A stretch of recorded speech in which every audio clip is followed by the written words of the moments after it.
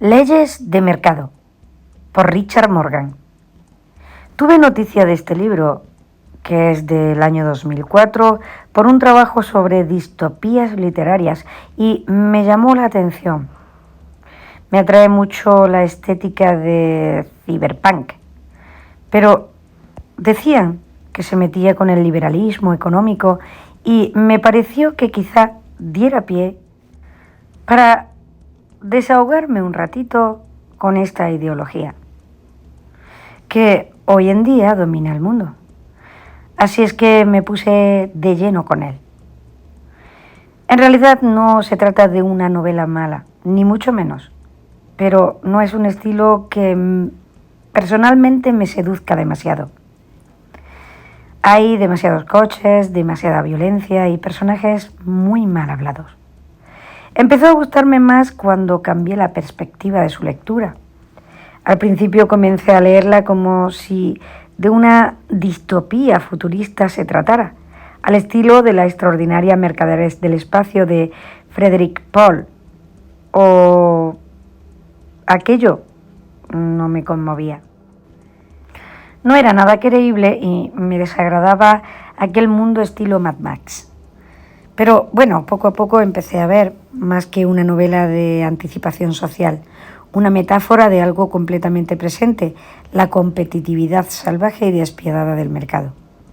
El título original habla más de fuerzas de leyes, market force, como en The Higher Forces, que nadie traduciría por leyes del aire.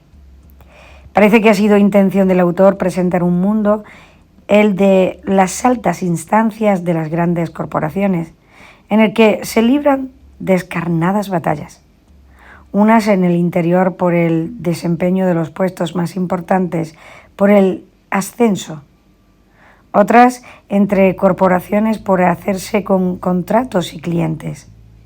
Y lo ha hecho utilizando el recurso de los espejos del Callejón del Gato, de los esperpentos de Valle Inclán, que deforman hiperbólica y grotescamente la realidad. Quizá las batallas de coches no sean más que una metáfora de lo despiadada que puede llegar a ser la competencia en estos estratos sociales y corporativos a los que somos tan ajenos la mayoría de los mortales, aunque se alimenten de nuestro sudor y de nuestra sangre. Tengo que decir que, gusten o no gusten estas escenas, están estupendamente descritas. Diría mejor filmadas porque casi se pueden ver las imágenes de los coches volando por aquellas formidables autopistas vacías, persiguiéndose unos a otros y tratando todos de deshacerse del rival, como la famosa carrera de cuadrigas de Ben-Hur, que realmente puede parecer algo más moderno. Con la importante diferencia de que ahora no basta con llegar al primero, hay que exterminar al rival. Allí la muerte era un accidente, aquí es la finalidad del combate. Y aunque la estética siga sin ser de mi agrado, me parece que la metáfora es estupenda y da pie a un acercamiento a la realidad económica contemporánea que ha quedado plasmada en aquella icónica frase: es el mercado, amigo. Del ínclito Rodrigo Rato, claro está, que fue ministro de Economía en España y director del FMI, entre otras cosas, condenado por sinvergüenza por la justicia española en febrero del año 2017, sentencia de la AN de febrero de 2017, confirmada por sentencia del TS de octubre de 2018 y que todavía anda por ahí dando lecciones de economía y ética. En el análisis sintáctico de la cita anterior se puede ver lo importante que puede llegar a ser una humilde coma. La mano invisible. El propio Smith reconocía que las virtudes atribuidas al mecanismo del mercado solo existen cuando están presentes los pesos y contrapesos de la competencia perfecta. La competencia perfecta es una quimera o, si se quiere, una utopía. Para que se dé, tienen que concurrir una serie de requisitos que ni se dan en el mundo ni se van a dar nunca. ni aquí ni en la luna. Primero, tiene que haber un número grande tanto de vendedores como de compradores, ninguno de los cuales puede fijar ni imponer por propia iniciativa los precios de bienes y servicios. Oligopolios y monopolios por el lado de la oferta y oligopolios y monopsonios por el de la demanda hacen que el mercado sea ineficiente, pero el propio mercado no tiene forma de corregir estas deficiencias. La propia dinámica del libre mercado promueve la formación de estos institutos de competencia imperfecta. Otro requisito importante es que los agentes económicos deben manejar información perfecta. Otra vez este inquietante adjetivo. Sobre las condiciones del mercado.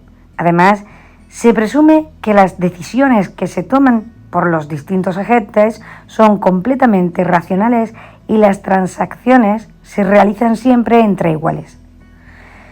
No me parece que cuando un mileurista firma una hipoteca con un banco, ambos agentes, mileurista y banco, actúen en pie de igualdad.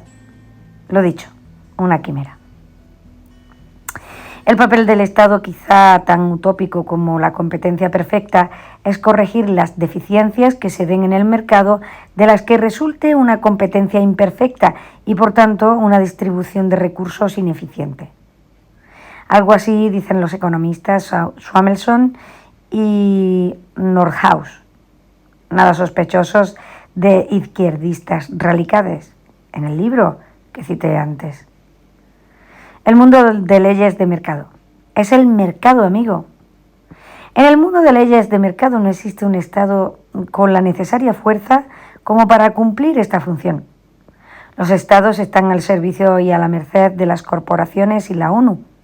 Es una especie de ONG donde se juntan idealistas marginales sin ningún poder, tan impotentes como algunos padres cuyos hijos se descarrían y de los que no pueden hacer carrera. No tienen más recursos que los sermoncitos que entran al sermoneado por un oído y salen por el otro.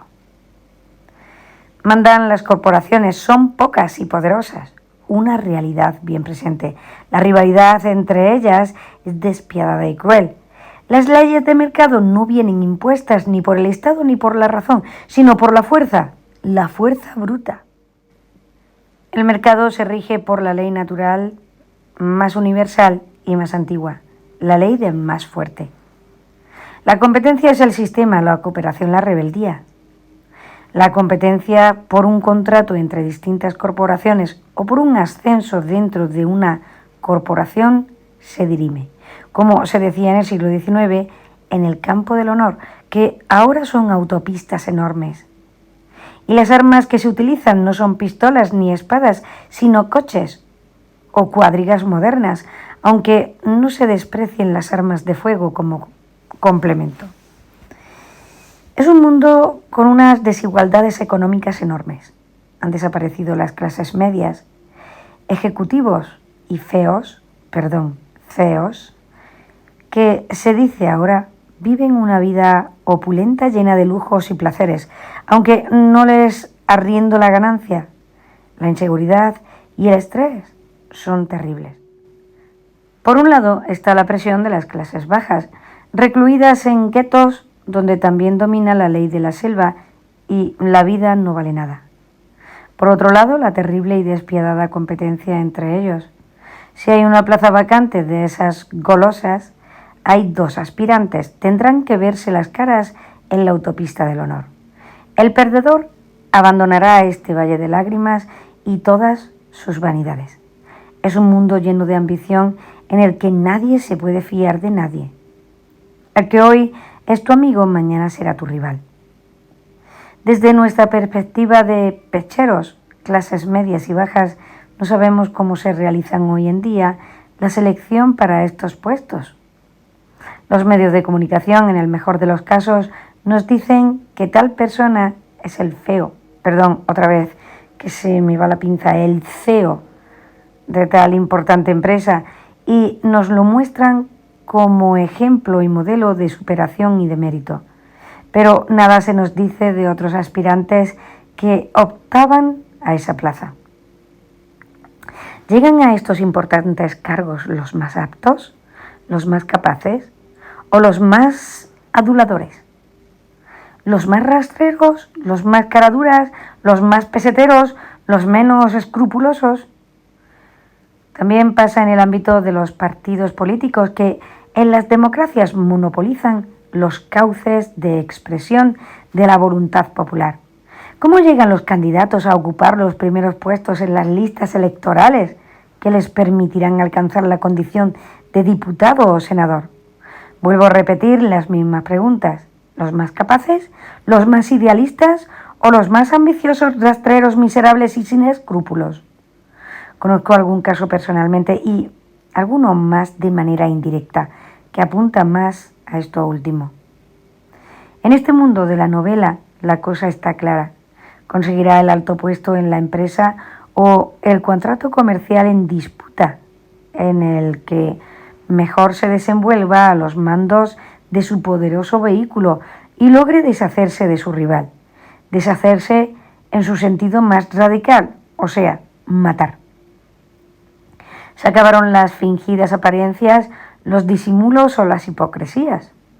Respecto a las clases bajas he dicho que se recluyen los guetos. Los llaman zonas acordonadas, pero más bien habría que decirlo al revés. Son las altas las que viven en espacios amurallados y fuertemente protegidos, donde abundan los buenos hoteles, exquisitos restaurantes y exclusivos lugares de diversión llenos de glamour y de lujo. Aunque siempre sea conveniente, como lo era en el lejano y salvaje oeste, no dejarse olvidada en casa la pistola y dejar bien cerrada la puerta de los lujosos apartamentos.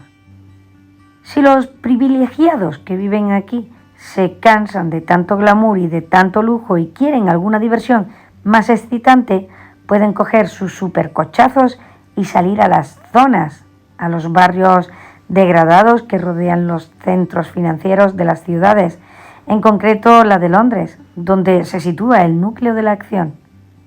Los pobres no pueden acceder al espacio de los ricos. Los ricos sí pueden ir a divertirse a tugurios de pobres, lo que tienen por exótico y excitante. Sus coches tienen extraordinarios sistemas de protección. Si alguien se acerca puede recibir una desagradable descarga de voltios.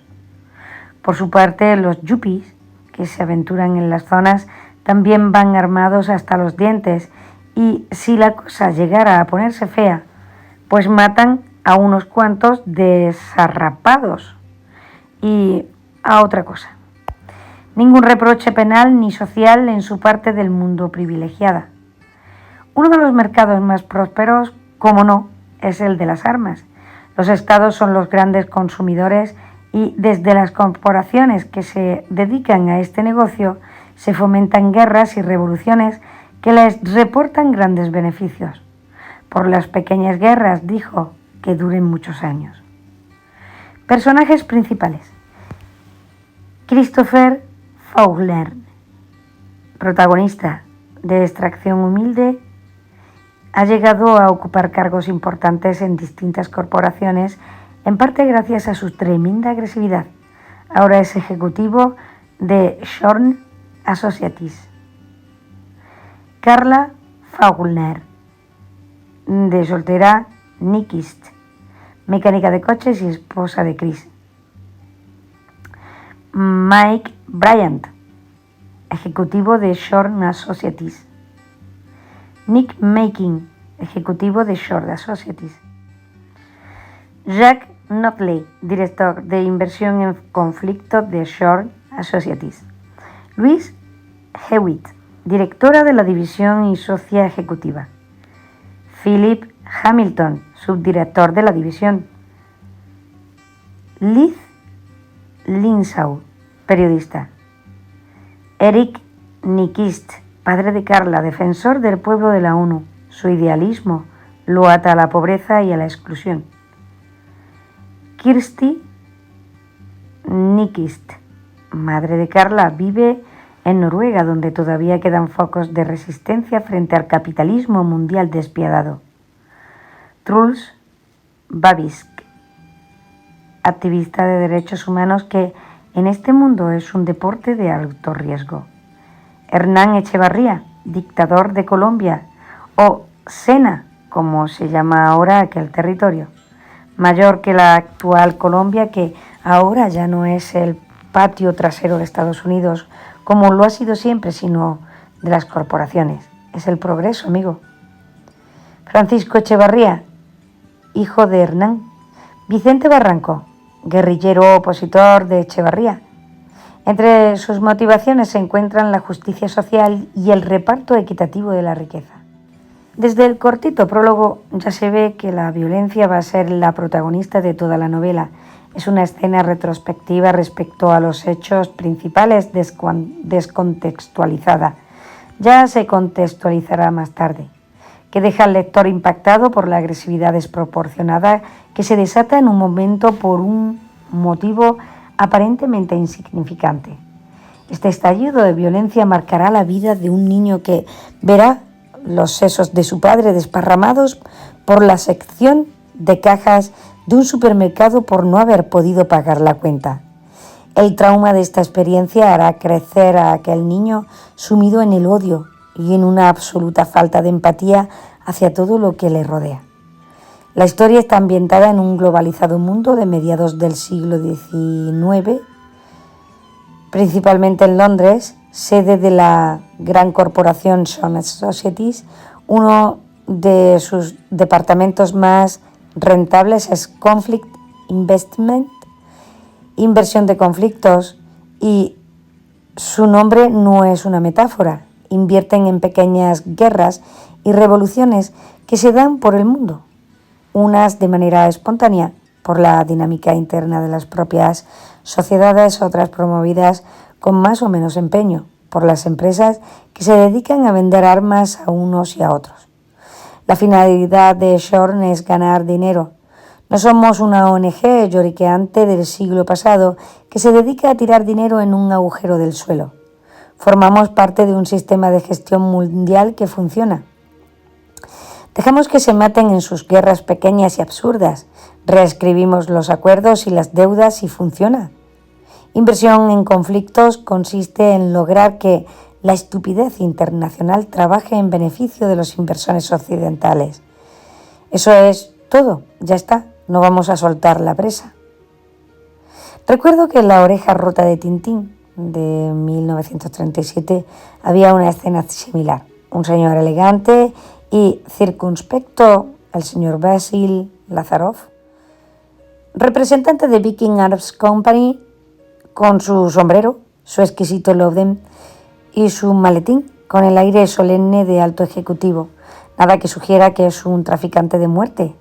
Aterriza en un aeropuerto y visita a las autoridades de un país a las que apercibe del peligro que supone para su seguridad e integridad, patrias la hostilidad del país vecino, y ofrece su mercancía. Terminada la gestión, vuelve a su flamante jet privado, con el que viaja al país vecino donde, como antes, se encuentra con los gobernantes, les endosa el mismo discurso y también sale de allí con un suculento contrato. Ambos países ponen el dinero y los muertos.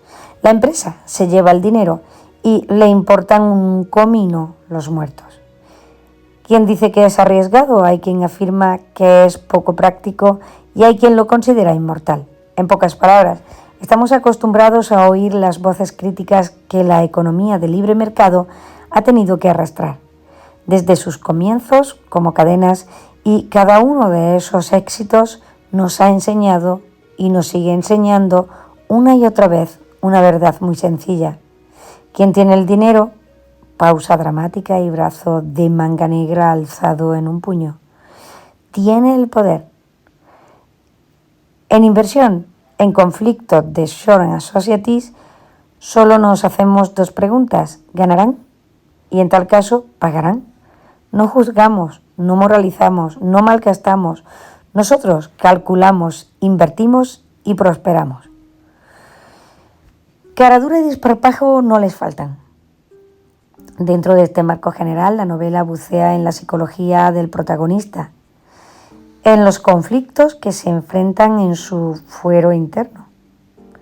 Viene de abajo y su niñez y su juventud las vivió en las zonas donde vivían sus padres. Víctima indirecta de la violencia y de la ausencia de derecho y de justicia que allí se vivía, logró salir, acceder a la parte noble de la sociedad y medrar gracias a su habilidad en los duelos, a su ausencia de escrúpulos y a su agresividad. No es una persona ambiciosa, es como si no pretendiera otra cosa que sobrevivir y a veces sin demasiadas ganas. Quizás sea su desprecio por la muerte lo que lo hace tan fuerte. Sus motivaciones últimas se esconden en un complejo y lleno de contradicciones subconsciente. No es el típico ambicioso, tiene una cierta inclinación natural hacia la justicia y la empatiza con los que sufren. Pero esto, en el mundo en el que vive, al que le ha costado tanto encaramarse, es una debilidad que no se puede permitir. Su mujer se mueve en otros parámetros, es más idealista. No ve con buenos ojos el ambiente violento en el que tiene que vivir su esposo, aunque ella misma se encuentra en la parte privilegiada de esa sociedad y se aprovecha del sistema que critica. Es mecánica de coches y de su trabajo depende, en gran medida, la supervivencia de su esposo en los duelos. La relación entre ambos es difícil. A veces se quieren, a veces se reprochan mutuamente sus respectivas inclinaciones ideológicas, sus contradicciones y sus incoherencias. La psicología de Chris, nada estable ni serena, hace que se mueva entre remordimientos y contradicciones que lo sumergen en la depresión y el desánimo, o lo hacen estallar en explosiones de ira y de violencia. Unas veces se deja llevar sin demasiada reflexión por la dinámica de la agresividad dominante. Otras se muestra receptivo a las razones de defensa de otro sistema social y económico que le plantean su esposa y la familia de esta. En especial, su padre, que es un idealista comprometido y que, por esta causa, vive en las zonas y en una situación muy alejada del bienestar social y tecnológico que se alcanza en la sociedad de la élite, al que podría aspirar dado su talento y su capacidad. Representa bien la diferencia entre idealistas que intentan ser coherentes con sus ideas y los ambiciosos sin escrúpulos que no pretenden más que medrar y medrar para tener al alcance el máximo de placeres que ofrece la sociedad, sin consideraciones éticas de ninguna especie. ¿Y qué necesarios son aquellos y cuántos hay de estos? Y la vida de Eric no es fácil. Tiene que vivir en unas condiciones ambientales nada envidiables. Su vecindario es sucio y violento. Su trabajo para las Naciones Unidas lo tiene que realizar casi en la clandestinidad y está muy mal pagado. Su hija, que en el fondo participa de sus ideas, pero que no tiene vocación de mártir, lo intenta persuadir para que ceda y vaya a vivir con ella, al lado de los beneficiados por el sistema. Pero él responde con sentido sarcasmo. Allí no hay nadie que muera por no tener dinero para ir al médico. No hay ancianos tan pobres que ni siquiera se pueden permitir una estufa, ni están tan asustados como para no atreverse a salir a la calle cuando oscurece. No hay barrios dominados por las bandas, no hay tanquetas de la policía por todas partes, no existe la exclusión como aquí. Y se enroca en su exigente coherencia.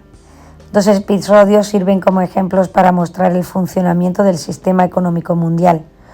Uno breve y poco desarrollado trata la competencia de Shaw Associates con una empresa oriental por un contrato armamentístico. El centro de la historia es el duelo de coches, descrito con minuciosidad entre el equipo beligerante de la corporación de los protagonistas y el de la corporación asiática oponente. El vencedor se hará con el suculento contrato. Otro más extenso y con personajes más elaborados tiene como escenario a Colombia o Sena, seguimiento económico del norte andino, nombre de aquel territorio del norte de América Latina y Mesopotamia.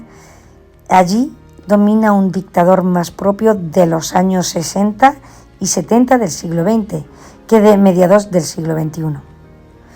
También más propio de aquellos tiempos, movimientos guerrilleros opositores dirigidos por Vicente Barranco, otro idealista que dice luchar por la justicia social y en contra de tiranías políticas y privilegios económicos.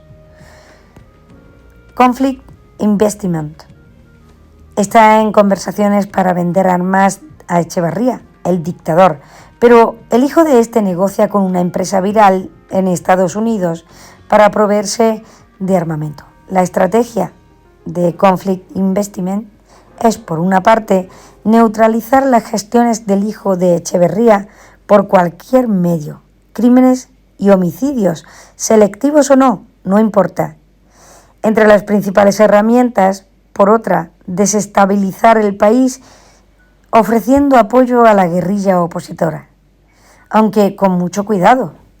El apoyo a Barranco debe ser meramente instrumental, porque de ninguna manera le interesa a la corporación capitalista que el opositor se instale en el poder e intente llevar a cabo sus políticas limitadoras del libre mercado.